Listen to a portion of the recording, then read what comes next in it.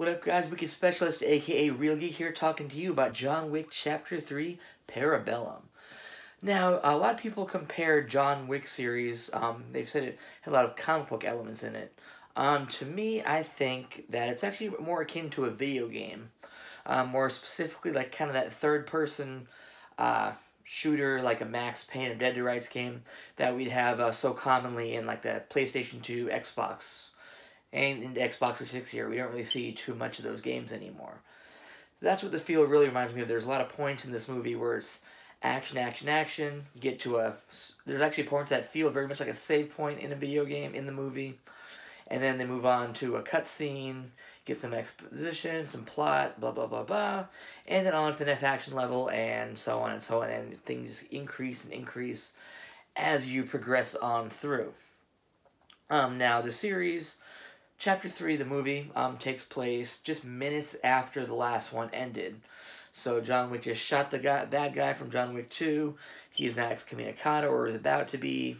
And every assassin in the world is about to be looking for him. So he's got his 1 hour, and he's getting himself patched up from the events of the last movie, which thankfully I just watched like the other day. So it was very fresh in my mind. And then he gets set up for what's going to go on down in this one, which is the whole world just about against John Wick. The movie itself was fantastic, just about.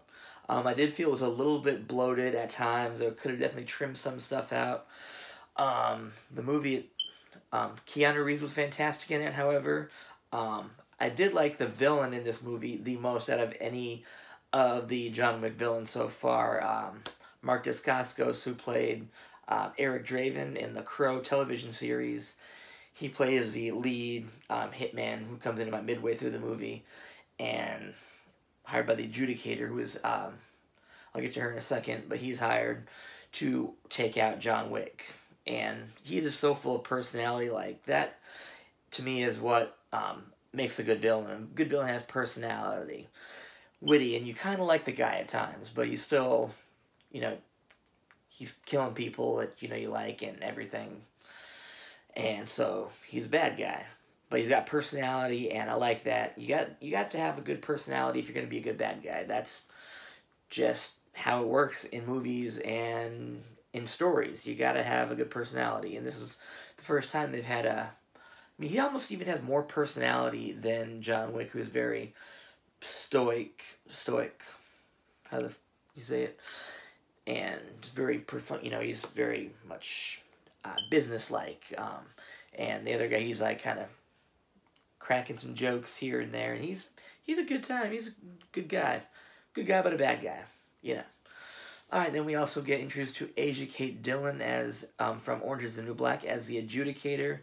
She's really cool in this movie. Very mysterious. You don't really get to know much about her other than her function for the High Council of Assassins. She makes things happen. She gets things done. However that may be. Very personable, very perfunctory, very professional, always. And just very much, she makes sure that the rules are adhered to. Another thing that makes it feel very much like a video game. There's the rules that have to be applied. So it would not surprise me at all if this is like John Wick series ends up being some other level of the Matrix, the Neo's Resurrection. But that's a different studio altogether, so that's very unlikely. But that's what it very well could be, because it's got a lot of video game elements in there. Halle Berry is fantastic in the movie. She has a nice small role. We get to introduce to her. Some great action scenes with her attack dogs that remind me of the Dead to Rights games a lot. That was cool. Fucking Braun from Game of Thrones, he shows up for a little bit.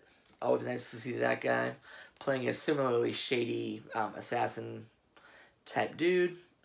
But yeah, all in all, the movie is great. Oh, and also my other fan theory, Jason Mantzoukas from Brooklyn Nine-Nine and a bunch of other great things. He plays a small role in the movie as well as one of Lawrence Fishburne's, the Bowery King, his homeless eyes and ears. So it's my headcanon that he's Adrian Pimento from Brooklyn Nine-Nine. This is what happens to him after, because we haven't seen him on the show in a bit, and that Brooklyn Nine-Nine is set in the John Wick-averse. That's my headcanon. You're here to hear first. Go ahead and run with that if you want to. I'm sticking with it. Yeah, in the end, John Wick 3 is a little bit bloated at times, but it's a blast to go see.